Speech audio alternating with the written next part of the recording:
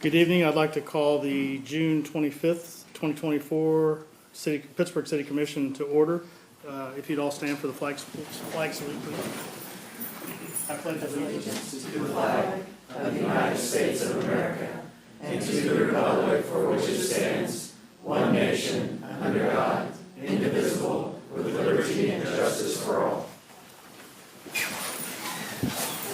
Thank you. Jay, would you come forward, please? Impromptu, double duty tonight. Fill in wherever I'm needed. Thank you. Heavenly Father, we come to you today asking for your guidance, wisdom, and support as we conduct this meeting. Help us to engage in meaningful and respectful discussion. Allow us to grow closer as a group and nurture the bonds of fellowship as we address the needs of our community. Amen. Thanks, Jay. Okay, I'd like to go ahead and have Joe Leake come forward. We'll recognize a couple Pittsburgh Positive recipients tonight. Joe, if you come forward.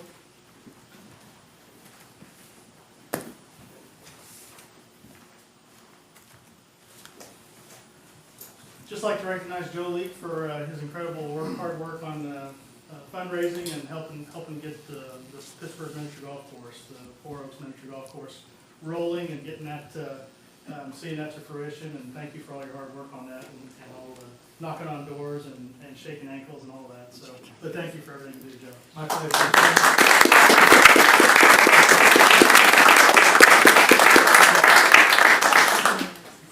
Is Darcy Schultz here? Come on up.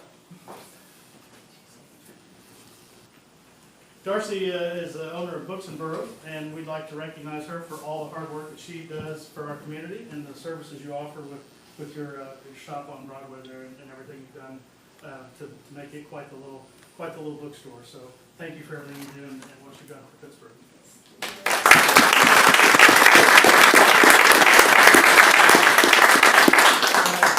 Don't think Dave is here, but Dave Shaper, owner of Tropical Snow. I think we probably all know where Dave is right now. So on a hot June night. So we'll make sure he gets this, and that'll give me a reason to go by and get my favorite flavor. So Dave Shaper does a lot for all the youth in our community and all of us too that have a sweet tooth that like to go in and get the snow cones up on South Broadway. So anyway, thank you, Dave.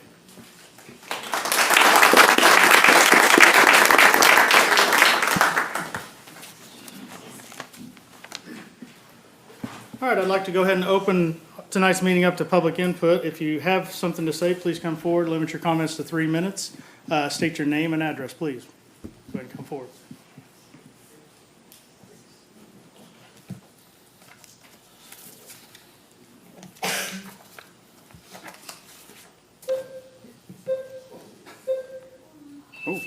There you go. My name's Rick Foster, and I live at 1302 Lakewood Drive, and I've been a Pittsburgh resident from kindergarten through college and still live here. And I want to talk to you about sanitation stuff that we have brought up in the last commission meeting, and it's on the agenda for tonight's meeting. This is statutes that I did a little bit of research on. Some of you might already have it, some of you might not. So I want to thank you for your time to allow us to try to talk about this tonight a little bit. Came here today, I started a new business just about a week ago. I was issued a sanitation permit by the city of Pittsburgh to run a residential trash service here in town. My wife and I are doing this together. She's unavailable to come here tonight, but she's a USD 250 school teacher. And so we had seen there was kind of a decline in some of the trash services going on in Pittsburgh. So we came up with this idea to try to help out, maybe make Pittsburgh look a little better. I do agree. I've heard that you guys are wanting to move the trash service to the alleys and allow pickup back in the alley, which I think is a great idea, because I do think it looks bad when you drive down a road in Pittsburgh and we see the streets lined with trash cans where people aren't picking them up. And pulling them back around their house after service has been done. And people that aren't getting out of their trucks and, picking up trash that's maybe stacked beside the can, and makes our town look really bad. So I do agree with that 100%. My big thoughts I'm concerned with would be, one is the cost, and I'll get back to that. But the first one really is about the comments that was in the last meeting, which for somehow they've been erased. You can't get to the video from the last meeting you guys had. That video is not accessible right now. You would have had to have watched it the first couple of days. And the agenda, I know the agenda changed on the last meeting, but those things have been erased off there too, so you can't see that. But my biggest concern really isn't of you guys throwing your hat in the ring and being a trash provider. My biggest problem is everything I read on the last one is trying to keep, free enterprise alive in this town and not create a monopoly on the trash service, on whether the residents of Pittsburgh are gonna have a choice to opt out. If they don't want to use the city's trash service, will they have an option to choose their own provider? And let the providers kind of work among themselves on, who brings the best customer service that's going to rise to the top. And the ones that aren't bringing good customer service the residents will eventually not do business with those companies. I see our time's not working. Yeah, froze at 12 seconds. So I've been at 12 seconds forever. I think the free enterprise is important, especially when we're trying to partner with Kell School of Business, which I took a lot of classes from there when I went to Pitt State. This thing I passed out, some of you may have it, some of you may not. It's got some pretty strict things in there about starting your own and, whether we're following that or not. I do see tonight that on the agenda, you have made it a little bit better. I think last night, the last one you did. Well, Rick, if you could probably just wrap up, because we do have a full agenda Okay. and we are gonna talk about all those things. And some of the things you're addressing are things we're gonna address tonight, Okay. so. But I Well, appreciate okay. that. Well, I'd like to end with, the amount of money you have on there's a lot. I know it's like $600,000, but, we might want to do some studies on other things in Pittsburgh that we may need and just find another way around this issue by making some ordinances, enforcing them. I don't know how much control you guys have over it, but I heard from a pretty reliable source that we're having some ambulance issues. Okay. So We're just gonna- another thing you can yeah. spend money on. So Okay. anyway, I'll sit down now. Rick, what's the name of your business? Sunrise Sanitation. Sunrise, okay. Hey, Henry, I don't think you're on mute. Oh, sorry.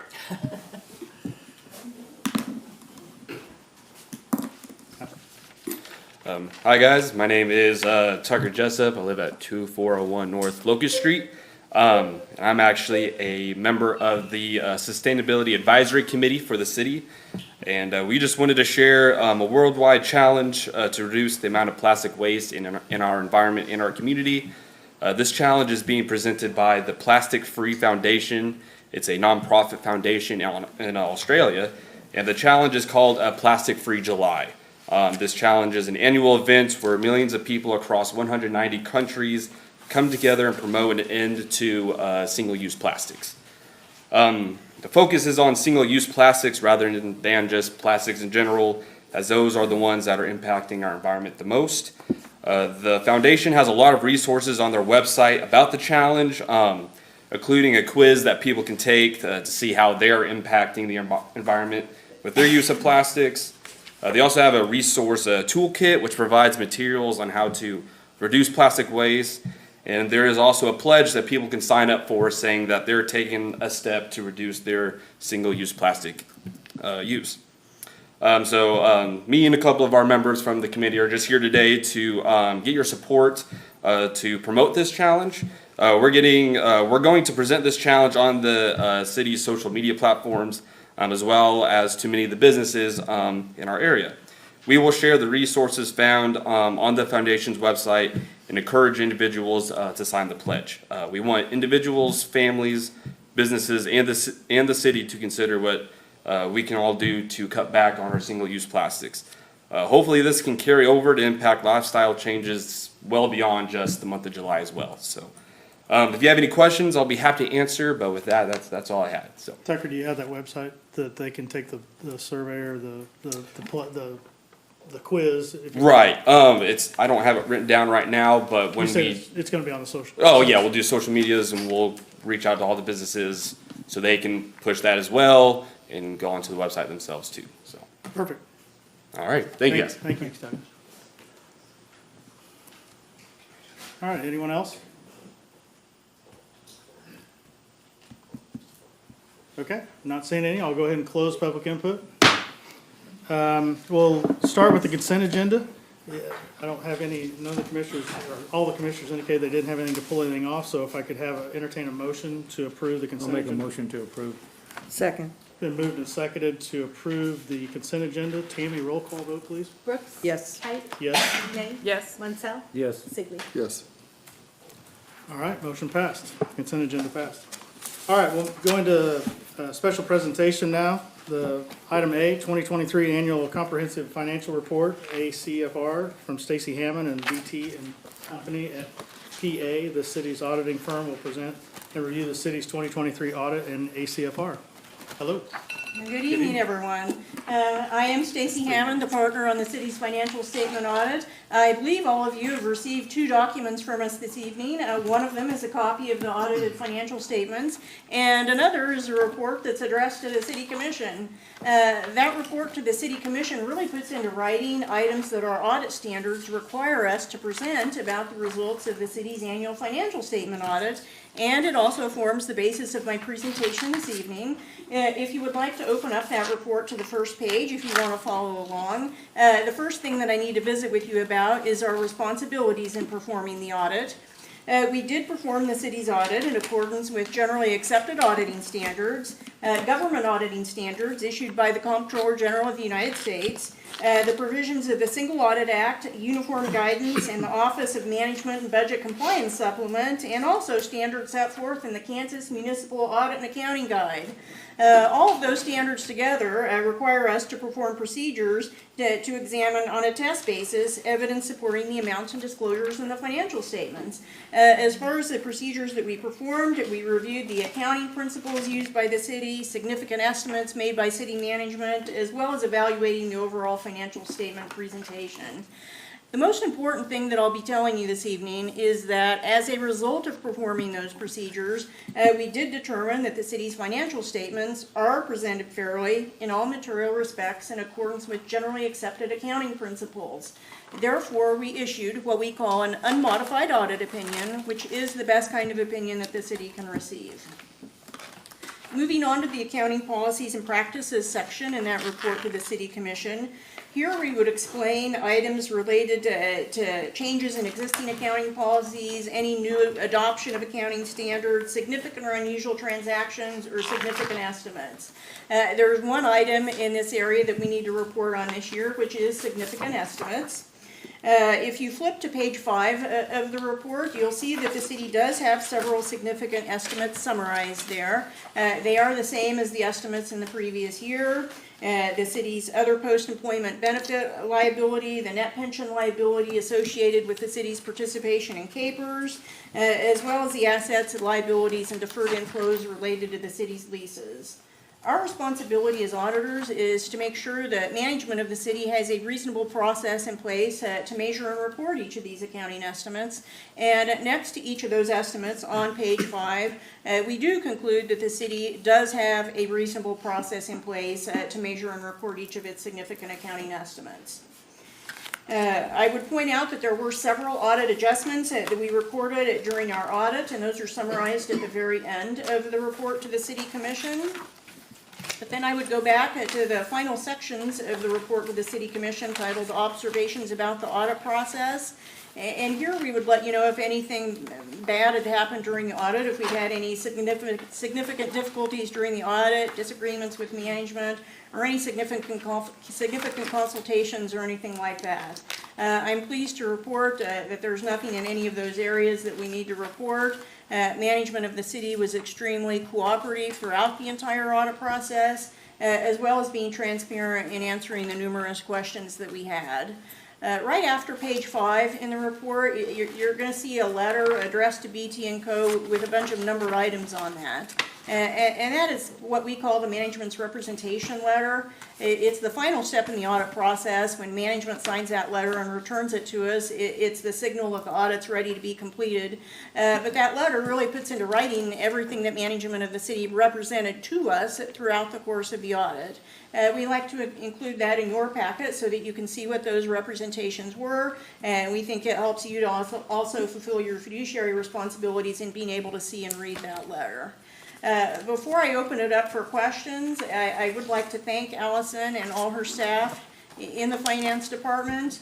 In order for the city to achieve a good audit result, it wasn't just that Allison and her staff spent a couple of weeks quickly getting ready for us to come do the audit. You really have to have good policies and procedures in place year-round to achieve an excellent audit result. And so we appreciate all the work that the city did throughout the year in order to achieve this result, and greatly enjoyed working on the audit, so thank you.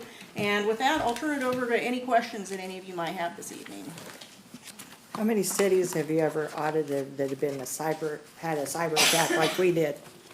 More than you. And Really? Yeah, I would say Really? that 5 years ago, I would say 0, Yeah. and right now, I would say that 50% of the cities that we have audited have had some sort of attack. And, you know, you read in the newspaper every day that there are cities, in other cities in this region that have had that as well. So it's everywhere right now. You know, we visit with all of our city clients, you know, about, you know, what are you doing to be sure that you can prevent cyber attacks? And, you know, everyone's doing the best they can. Those fraudsters, you know, are getting increasingly sophisticated, you know, in their attempts to hack not just cities, but, you know, businesses everywhere. So we're seeing more and more of it. I think they all aged 10 years with this one. So it says a lot about them and their department. They did a great job.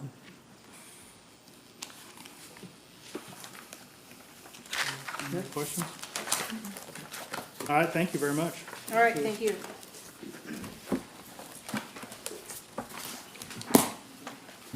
All right, we'll move on to consider the following. Item A, Pittsburgh Town Center request. Consider the recommendation of the Economic Development Advisory Committee, EDAC, to enter into the sales tax reimbursement agreement with Investors LLC, Pittsburgh Northridge LLC, and Pittsburgh Partners LLC, representing the Pittsburgh Town Center shopping complex, to redistribute the 1.5% local sales tax to be collected by the 3 new retailers, with the city receiving 2/3 of the sales tax and the remaining 1/3 to go to the developer to help recoup costs related to the new construction, with the developer's collection to be capped at $600,000 or 20 years, whichever comes first. All right. Good evening, Mr. Mayor, members of the commission. This is an exciting project that our community's been buzzing about for the last several days. This is regarding the town center, which is also known as the Home Depot Shopping District. It's coming up on 20 years, almost 20 years that it's been in our community. It's hard to believe, but as a number I've shown you several times, it's really had a significant impact on our retail trade pull factor, which is indicative of how many shoppers are coming into our community as opposed to how many we're losing. And it was 2005 was the year that we went from a negative trade pull factor number to a positive one. And ironically, that was the same year that the Town Center Shopping District opened. And so what we have seen is a lot of shoppers from around southeast Kansas that maybe were going to Joplin or other communities to do their shopping. They're now coming to Pittsburgh to not only hit that shopping district, but many of our other retailers as well. So as you mentioned, Mr. Mayor, this is a significant development that would entail a new 21,000 square foot building. And for the folks watching at home, or the ones here at the City Commission room, this is the Home Depot, this is Marshall's that's doing quite well. So the lot that we're talking about is right here to the south. And so I'm gonna switch real quickly to the plans that will show you the 3 new retailers. Will be Five Below, Rack Room Shoes, and Ulta Beauty. This represents a $6.5 million investment by the developers, which are the same developers that started the project almost 20 years ago. Kent Brown is here representing the developers tonight, and he can answer any questions that you may have.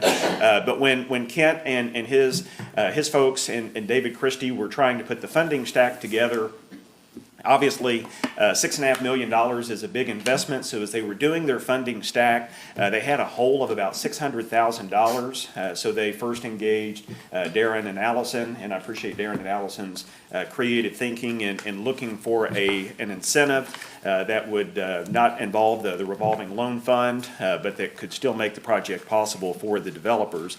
And so the recommendation that the EDAC made last week, and I want to make a clarification because the story that ran indicated that this would be a new tax.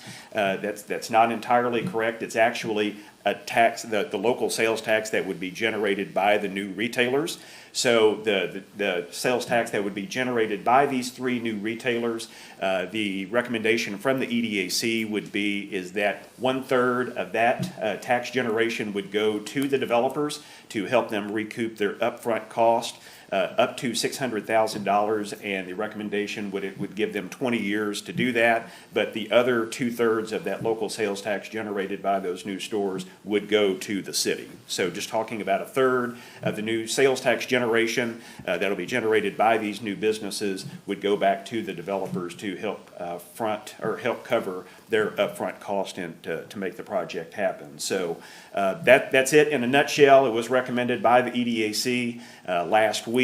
So we bring that to you tonight for your consideration. And again, just want to thank not only Kent, but of course David Christie and David Block and everybody else that's been such a big part of this development from the beginning because it's a significant investment in our community after several years of doing so. So with that, Mr. Mayor, I'd be happy to answer any questions, and Kent is available as well. Blake, if you, correct me if I'm wrong, but, you mentioned alluded that it's not a new tax, so not to really compare it to the other, but the Home Depot district, this is the same thing that was utilized by commissioners back many years ago, right, and approved a similar? There were a couple of other incentives, and some of it, may ask Darren, because he does a good job of explaining it to where even the layman can understand I guess what it. I was getting at, But though, there were other incentives. that was successful, and that's already been paid off, I think, if I remember Yes, right. it One- was. one- Yeah, we issued bonds Yeah, for right. that project to do a lot of the cleanup, and that, the bonds were paid back by the taxes generated on the project, and that was paid off, I think, a couple of years early, but that was a long, like, 20-year process. That, So, yeah, that was that's what I been was returned. getting at, was the fact that it says 20 years, but, it's hopeful that it'll be less, right? Certainly. This property wasn't part of that cleanup where Home Depot was, right? Right. Even though it's on the higher end? It's my understanding. And that was Yes. TIF district, and is this part of the TIF district also, or no?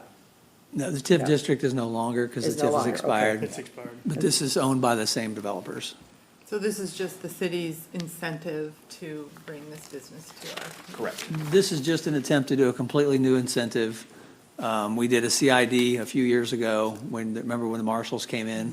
And that was an actual 0.7 cent sales tax on top of the existing sales tax that went back to the developers. We can't do that again because we don't want to have 2 CIDs on the property. So this was a way to get them about 10%. Blake said it was a $6+ million project, and this would be a $600,000 incentive. But once again, it's over 16 years. And it's only after we collect taxes already that we're keeping 2/3 of. So the tax there compared to Home Depot is different? No, not anymore. No, it'll be but I No, meant, what is, Here's the easiest way to think about it. The city has a 9-cent sales tax. 6.5 cents goes to the state. 1 cent goes to the county. The other 1.5 cent is the city's. Perfect. That 1.5 cent, only on these 3 new stores, will be collected, and 2/3 of that we will keep, and 1/3 will go back to the developer until they hit 600,000, which is estimated to be about 17 years. So to make everything clear, there's no new tax, correct? No new taxes. That's the takeaway, for sure. Is it safe to say that Marshall's is successful? I would say so. Kent, anything you can offer, please come up. Yeah. And do you own the strip mall where Wild? I represent the Buffalo- owners, and yes, they own the strip mall. So I know this is a little off topic, but is there any movement on that, on some of the empty spaces in the strip We mall? have a lot of movement, Okay. that we, coming very soon in a positive Great. positive fashion. So that'll end up being very full Good to here in the know. next few months. Thank you for. The Marshall Center has generated a lot of interest, which is why we were getting these tenants They all like to congregate. I know some people want to put them in older storefronts, but they all want to be in the same place. And so that's how iPosh Nails is a new tenant in the middle of that strip center, and we've got one on the end that we're going to be announcing pretty soon.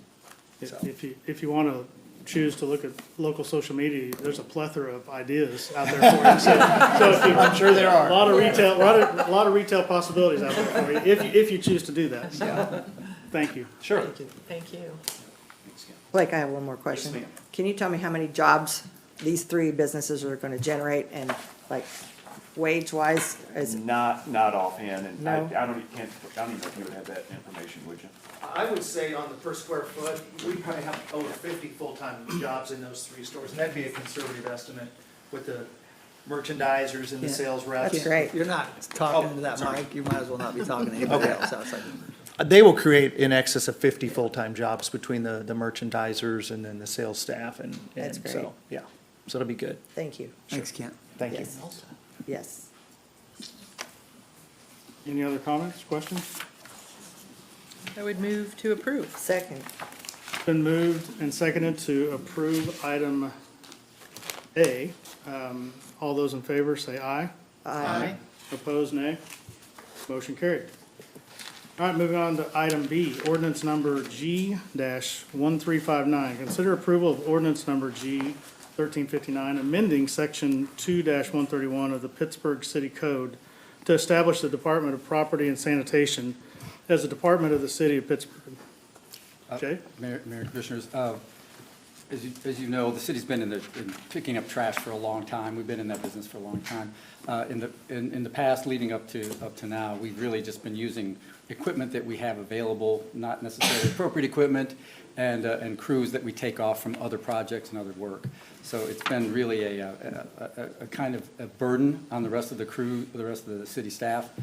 We're looking now to change that. So one of the first steps to doing that is to create a department. And this is just, this ordinance and that following ordinance are really administrative ordinances that establish a brand-new department that can allow us to manage it more effectively. Other than adding the Department of Property and Sanitation, you're just revising the organizational chart, is what you're doing? That's basically what's happening, yes. But you're just adding one new department. Correct.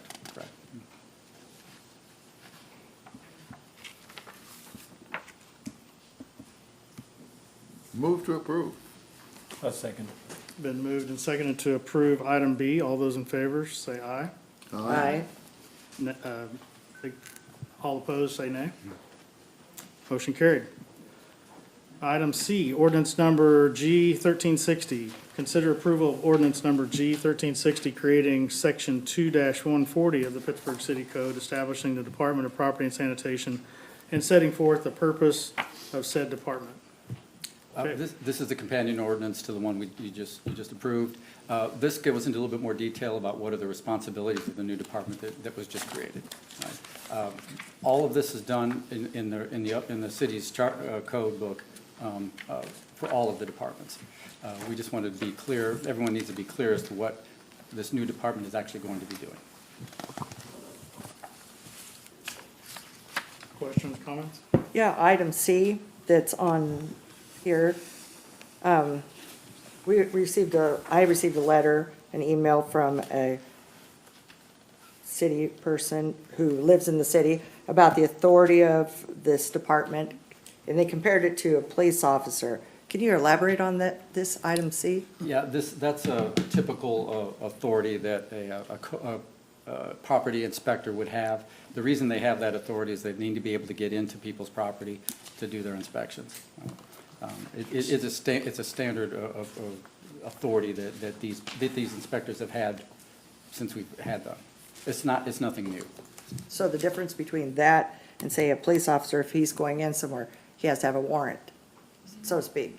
So this is, somebody's called to have an inspection and they're going in for the inspection. But it's not entering unknowingly. It's part of their, these people are doing part of their job, right? And there's a reason, there's been a series of events that have allowed them to get to that point where they're inspecting. Typically, it is because an inspection has been requested. Right? But if there are health and safety issues, do they have the authority to? Well, we're- They all, Oh, yeah. they all operate under probable cause. I mean, they're Yeah. not gonna, it's not be clear. warrant only. I mean, that's part of the code. This is the existing language we've had for decades. It's just, it's now moved to this ordinance. They will have no more powers than they always have, which is to Sure.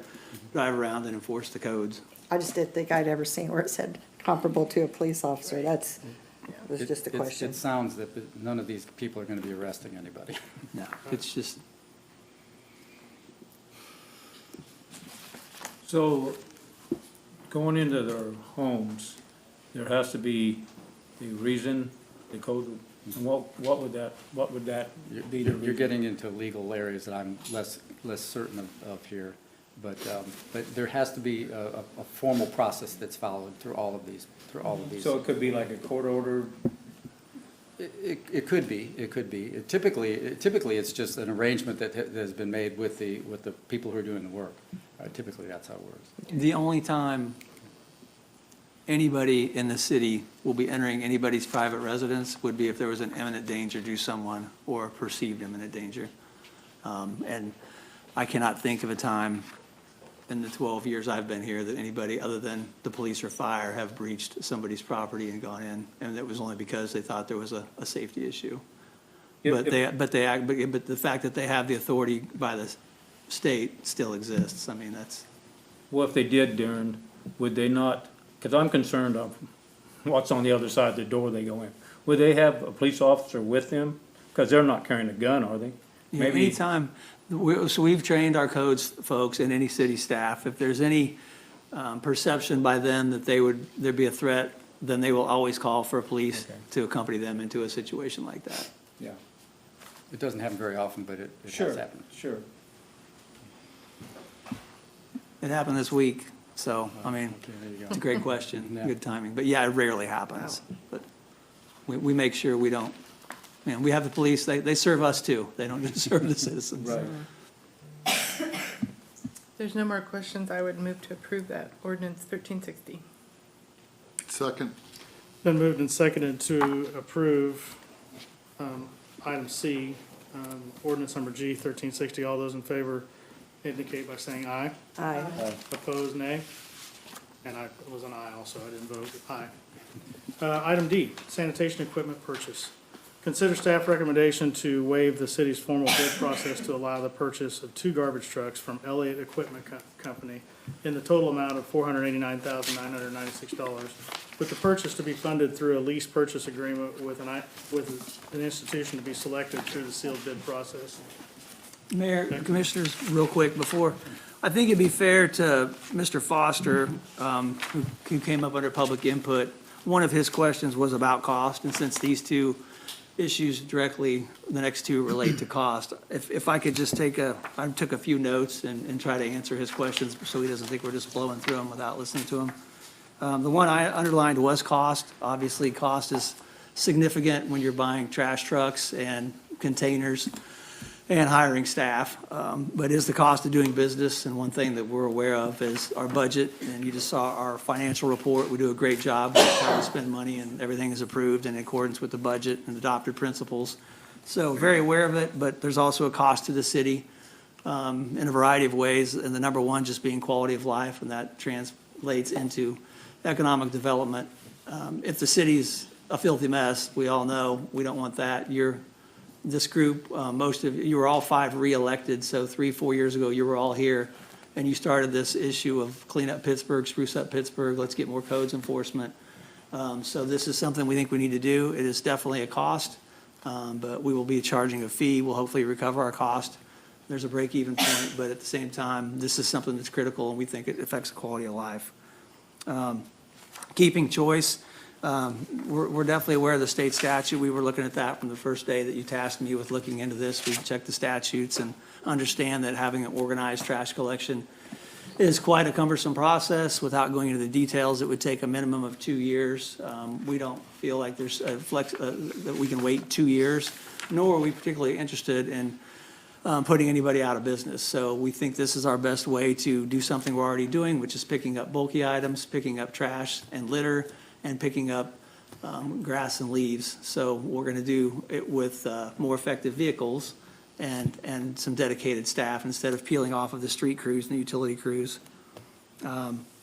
Do some studies. We do studies all the time. I don't think we need to do a study to tell what condition our streets are in. You guys are pretty good at letting me know how we're doing with services. And when we understand that our phones have been ringing off the wall for 5 months over trash, and the answer is call a different hauler, that's not a very nice answer for somebody that's supposed to be a responsible position holder at the city like myself. And we think this gives us an opportunity to have a better answer going forward. I wish Mr. Foster's company the best of luck. We are definitely not trying to put anybody out of business.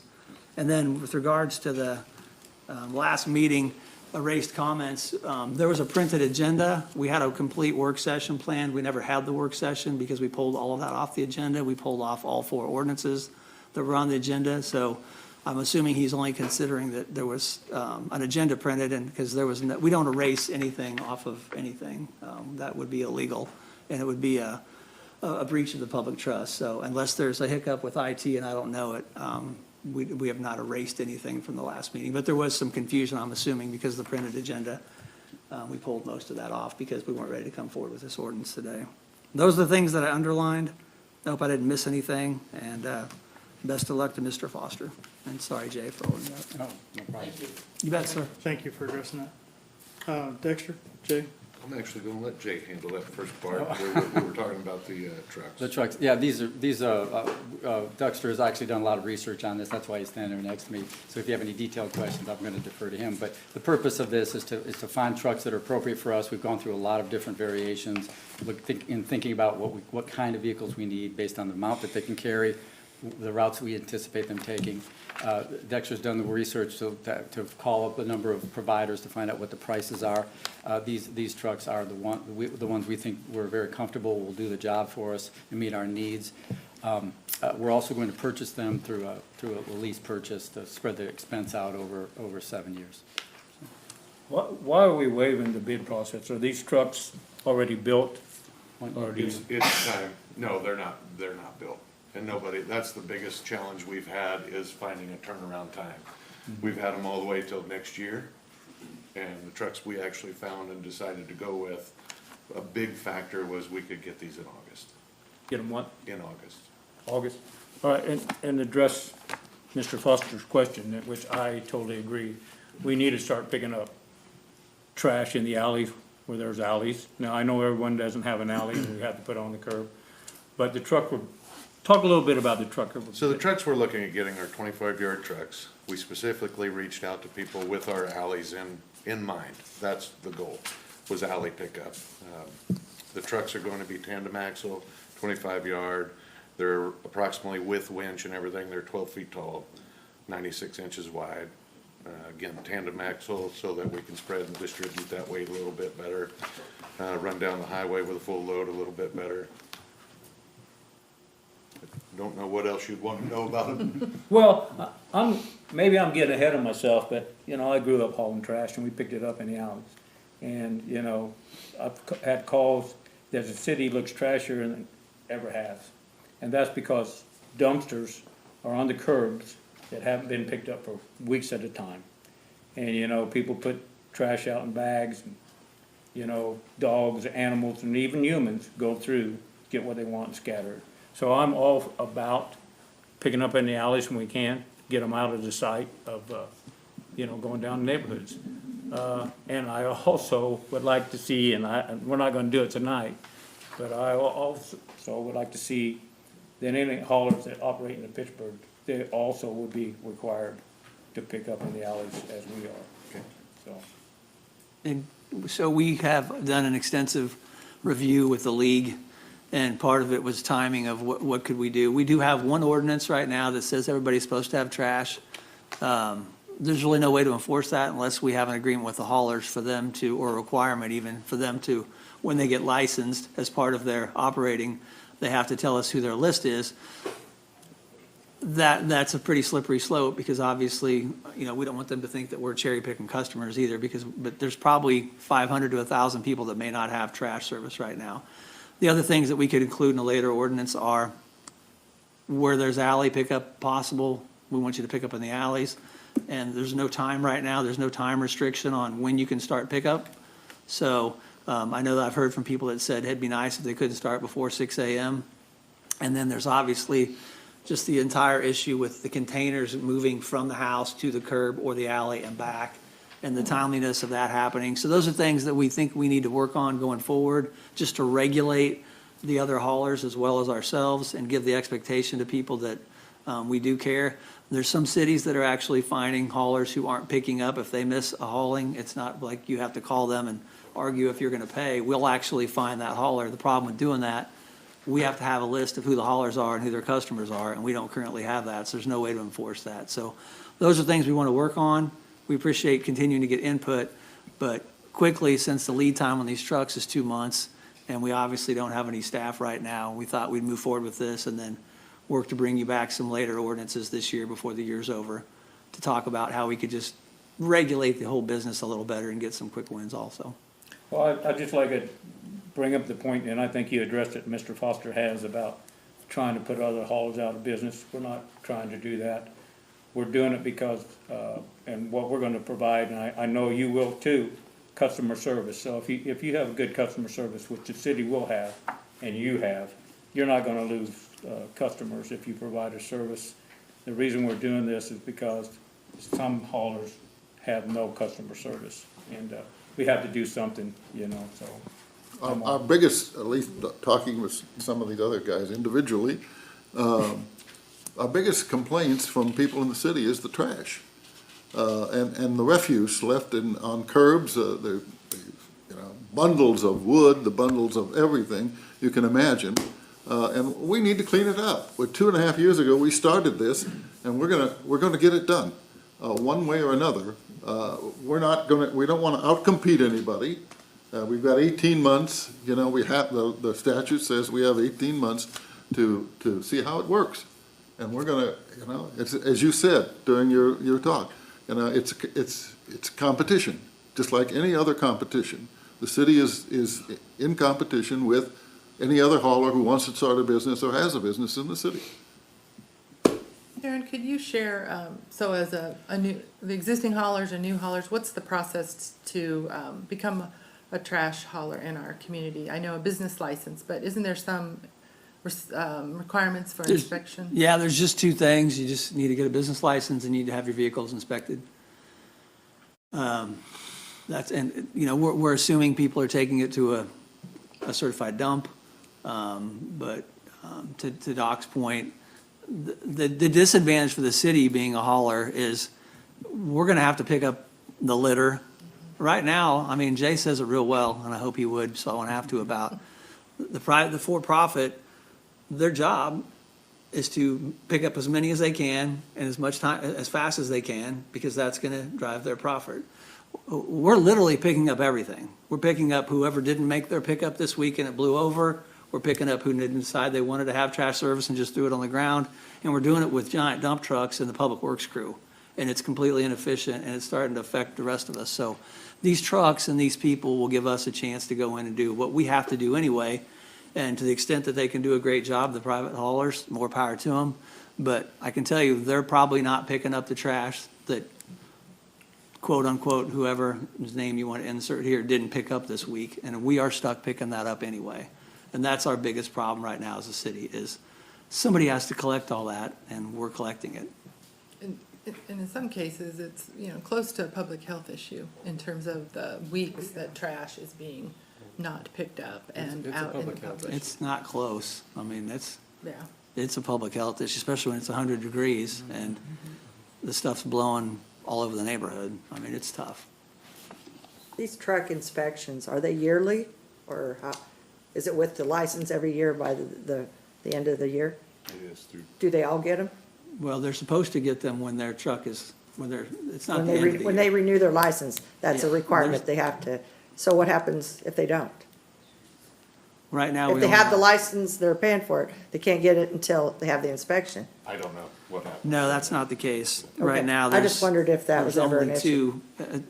there's only 2, maybe 3 that actually have their vehicles inspected with us that are out there.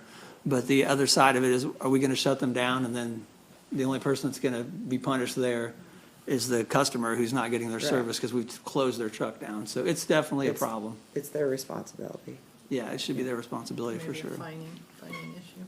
But we need, and that I'm sure will be included in an ordinance that we're gonna create later to take care of a lot of these things that we're not currently dealing with. How, oh.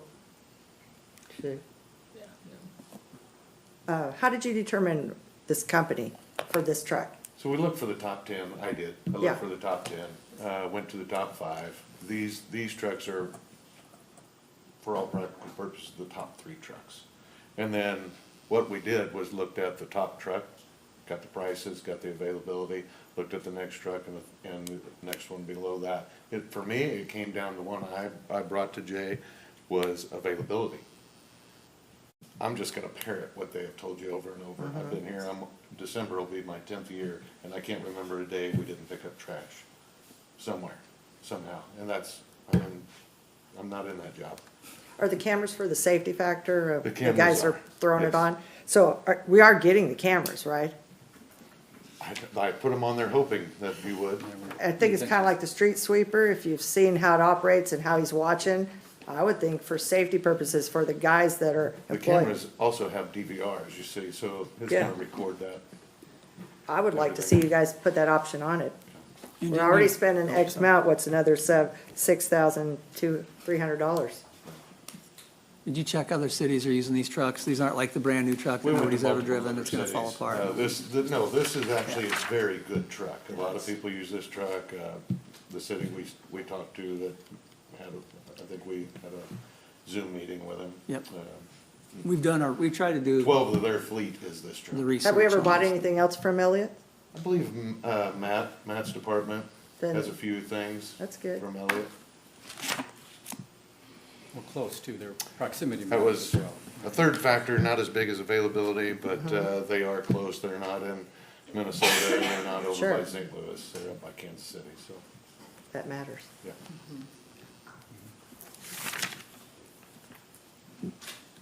Any other questions, comments? Motion to approve? Second? Been moved and seconded to approve item D. All those in favor say aye. Aye. Opposed, no. Motion carried. All right, item E, refuse container purchase. Consider staff recommendations to waive the city's formal bid process to allow the purchase of 500 96-gallon polycarts, 50 2-yard dumpsters, and 50 4-yard dumpsters from Elliott Armor Equipment in the total amount of $97,108. Gentlemen? Again, similar to the truck purchases, where part of the solid waste business is you have to have receptacles that are appropriate for the vehicles that you're going to be using. We need to make sure that we have those available for us. Again, we're taking a stab at how many we're going to need. We thought this would be a good starting point. Many of the receptacles that people currently have will work with the vehicles that we're purchasing. So we don't think we're gonna have to supply all of these to every one of our customers, but just in case, we wanted to have at least this many on hand. So if you have a customer, like you said, that already has one, and it gets damaged or beyond repair, then the city will provide one for no cost. Correct. But you'll have to know, which containers we're gonna pick up if we have other haulers in the city. So they'll have to be identified in some form or other. Well, Correct. all of They'll be the billed. pickups will be it's computerized. The driver will know each stop. What's the color of these containers gonna be We to haven't set made them that apart decision, from but they're not everything going else? to be We need a pink. funky logo. They're not gonna be pink. There'll be a more subdued color. Oh. Well, you figure every other color that's out there already, so it always sets you apart from there. Yeah. Orange. I see this quote was for 2,500 and you're starting out with 500. Was the 2,500 a number that we have to break even? Our projections show around 2,000 is the break-even point for an operation of this size, of this nature. I've recently been in Green Bay and in, where else, Omaha, and everybody there has 2 containers. And the second container is for recyclables. And that's what I hope that somewhere in the future, we're able to do something like that, where we can put 2 containers so that we have a recyclable container and a refuse container. I think that's a little premature to think about that right now, but somewhere down the line, we really need to think about that. We honestly seriously considered recycling. Dexter said, whoa, let me figure out how It's to the get. overall cost. We want this to work, and again, it's about cleaning up the community. That's the end result, clean up the community. If we can get recycle in there, absolutely, why wouldn't we? Question, if you commit, like we did to the trucks, to this many things, where are you gonna store them until all this happens in a timely fashion? Just so they We're don't be working on that, damaged but- or, yeah, you'd about have to have a pretty big yard with, It'll be at the streets yard for now, Yeah. behind the fence, where the rest of the big vehicles are and where we've got some space, but it's a long-term question for sure. The hardest thing to answer on a lot of this is just the scale, because we don't know how big or, I mean, we may only get 200 customers and there you go. But, if we have 4,000. sure, it'll and be it says 6 weeks from the time you order? That's what it says here, For as the far as the container, delivery date? correct. Yep. Now, the poly carts will be made to order. They're hot stamped with a logo in it.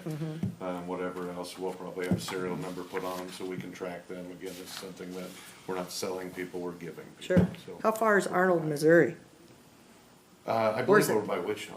Oh, is it? No, St. Louis. Oh, St. Louis. Yeah. St. Louis, okay. Just- Well, they'll come in on a truck. Oh, yeah, yeah. There's no way you could go get that many. Don't we see these, poly carts now with 10, 15 bags around them? If we get started, are we gonna require, customers to have 2 poly carts? Or will they still have bags all over the place? I don't know if we've gotten that far into the operations. We don't want bags all over the place. I think we're gonna offer a bag. Offer ways to prepay for bags. Obviously, we'll offer multiple poly carts if you need them at a lower or reduced rate. There's gonna be options, but to be honest with you, to tell you, if I looked you in the eye, Chuck, Yeah, said yeah. today I know, I don't. I think we have a good plan. Moving forward, we'll probably have to adjust that plan slightly, but we'll get the trash. That's the end result. We're gonna get the trash. What's the plan for all the abandoned, old containers from all these other, I mean, because over the years, I can count where somebody moves out of something, they leave it, they either rented it or they owned it. What happens with all the ones they're setting on curbs? Well, we're about to be in the trash business, so we'll be So you- picking them you up would- It's trash. and no. disposing of them. Trash goes to them. So do we have a rate that we're thinking about, charging customers for residential? I think we're gonna try to stay around the $18 is where we wanna be. Be 50% addition for a second poly cart. A what? It'd be $9 more. Oh, okay, 50%, 50%, yeah. okay. I thought you said 50 cents, and I was like. 50% more. 50%, okay. Okay, All right. Move to approve. second. Been moved and seconded to approve item E. All those in favor, say aye. Aye. Aye. Opposed, nay. Motion carried. Item F, ordinance number G 1361. Consider approval of ordinance number G 1361, amending section 27-106 regarding portable signs and establishing section 27-108 regarding digital signs and 27-109 regarding billboards of the Pittsburgh City Code, which modifies, supplements, and amends the zoning ordinance number G 663 as amended. Mr. Mayor, Commissioners, the ordinance or the amendment to the ordinance that you have in front of you is, it was brought to from the Planning and Zoning Board in March of 2022, asking us to look into our sign ordinance, basically with concerns that we didn't have anything for digital signs. Digital signs are going up all over the country, all over the world.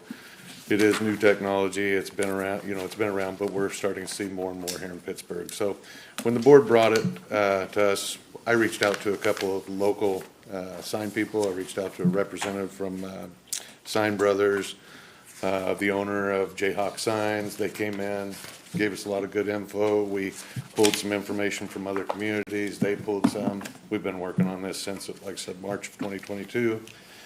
During that time, Mr. Martin Dickinson, which was helping us with it, he actually became a board member and now he's the chairman. So I have him here tonight, come up and speak. If to any questions you might have in relation to that. I do. Come on, You can come Mark. up. One other question before Martin starts. Do we have a setback ordinance where it has to be so many feet from the curb off, We do, but it's not one I can just give you right off the bat, because that would depend on zoning, depend on type of sign. okay. The portable message sign is set at 10 feet. That is From I don't know if your that's property what he's line asking back, about. not from the street back, right? from the back of the curb. From the curb back 10 feet? Yeah. So that could, is the parquets 15 feet or are they smaller? It's gonna vary. I think parquets are different, Yes, they are. different footage. So if there was a question, somebody go out with the tape measure and see how close it is. Obviously, we're gonna have to grandfather a whole bunch of people in because Well- there's a bunch of them that are a How lot does closer. that, than yeah. Is So that- the Did you say that was grandfathering- portable? Is that did you say That's that just was for the portable That's sign. portable. Oh, portable. Message, portable arrow signs, things like Oh, that. okay. That's just that one section. What about permanent? That's by code, different. So we're gonna look at the grandfathering a little different. Please remember that the changes we made in this is to portable signs. We asked for a permit for portable signs. We have portable signs show up all over town, and they become a safety hazard. They're stuck too close to corners. They cause problems inside triangles. So in order to solve that, we're asking for a permit and 14-day time limit, no more than, I believe it's once every 3 months. So once a quarter. During that permit process, we'll go out and verify the setbacks. That is part of the permit process. So that's what we added to the portable sign portion. The digital signs had to go, we didn't have anything for digital signs, nothing. So we added digital signs and we added digital billboards. We did have a billboard section, nothing changed in any of the other sections. The digital went pretty deep because what we were looking at with digital is to solve, again, the safety hazard. How large, how big, and how bright is really what it comes down to. How far back from setbacks always plays into it.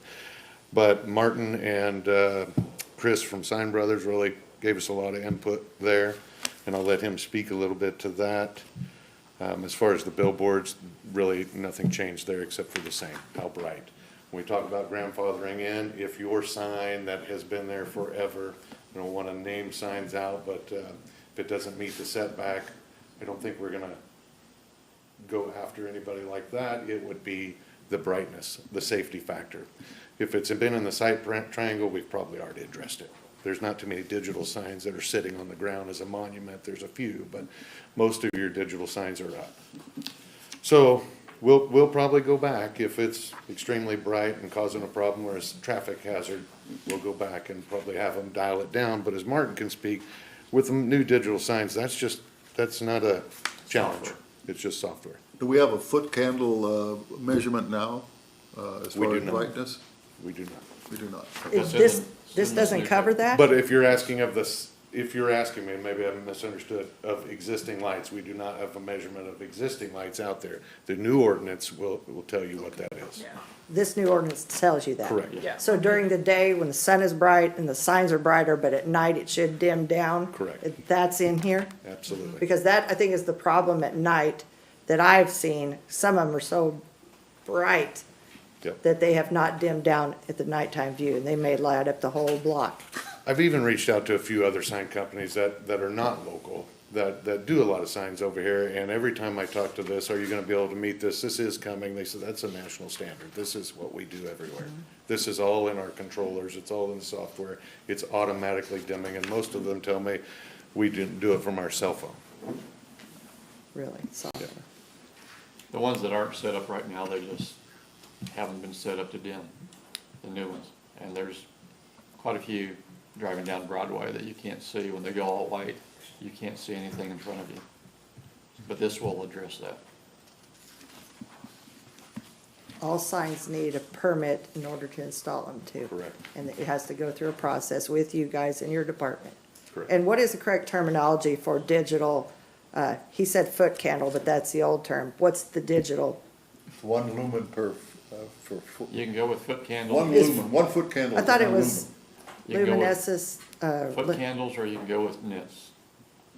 Nits It's a different method, very expensive equipment. To make it usable for most people. A foot candle meter is not expensive, and it shouldn't be any problem for any owner who's invested in a digital sign to be able to have a foot candle meter and make their reports back on a We yearly have foot basis. candle meters Yeah. in building services. And that, we do reference foot candles as our Yeah. measurement. We do. And most anybody who does any lighting of any type is gonna have a foot meter candle, or foot candle meter. This was not meant to be restrictive, we just didn't have anything. Right. We didn't have anything to, you know, as you stated, there are signs that are extremely bright at night, it's hard to see around. We're just trying to get ahead of that. It evolved with the times. Yep. So when a business closes and they have a more permanent sign, what is their requirement for removing? So that's always been an ordinance, that's 30 days. We haven't enforced that the way it's written, as we should have, but it's 30 days. And where do the cows fit in? Where do the That's a cows- portable sign that we've had nothing up till today, so hopefully there if a today cow section? passes, we'll have something in there. And why don't we enforce it?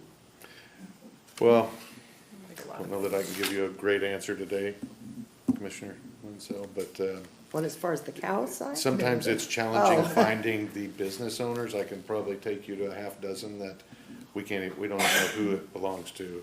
Then it becomes a tracking issue next to another issue that we may have that may be more pressing, but we do have them. So after 30 days, you said, and we can't get a hold of them for whatever reason, does the city have We the can't, right? we have the authority to go remove them. We now have a trash service. Yeah, We need a demo service, we need several services, but Not really something the city wants to get into, though, to take the signs down. Well- But hopefully they'll do it respectfully on their own.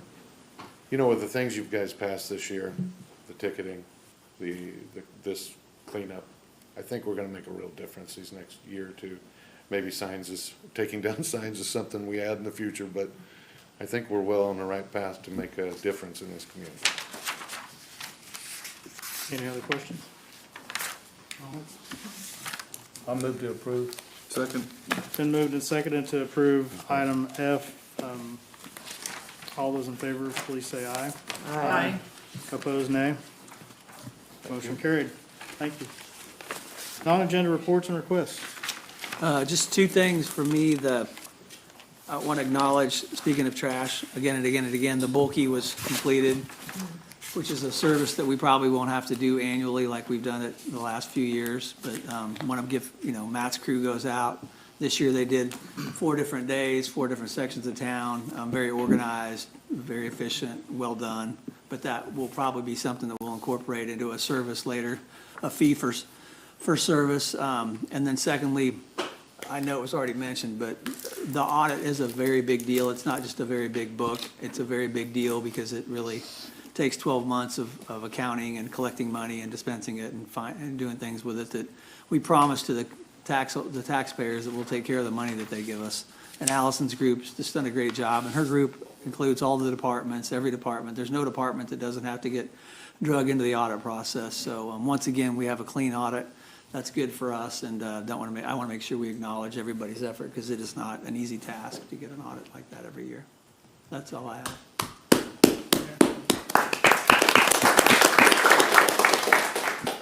Is that it? That's it from the staff. Anyone else? Okay. All right, so moving on to this week's Pittsburgh Positive. I'd like to recognize Shawnee and Josh Lorenz for the hard work that they do in the community. I will probably get this wrong, but I think that they have, Blake, you could probably help me on this, 3 different properties that they've done now. Older, dilapidated, not very functional properties that they take on and really put a lot of investment and sweat equity into the community.